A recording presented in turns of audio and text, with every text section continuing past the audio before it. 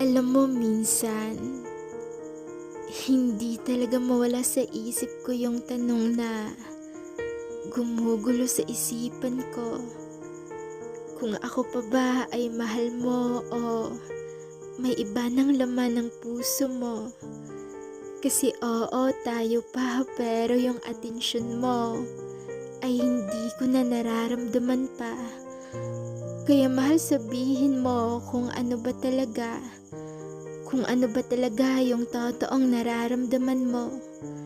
Mahal sabihin mo para aware naman ako kung saan ko ilulugar itong nararamdaman ko. Kung saan ko ilulugar itong puso ko.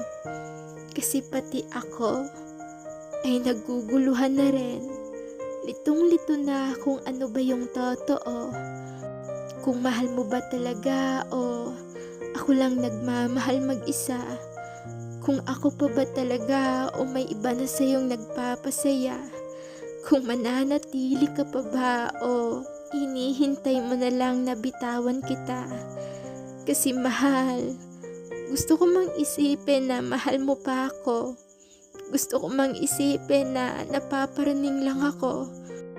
Gusto ko mang isipin na hindi tama ang lahat ng iniisip ko.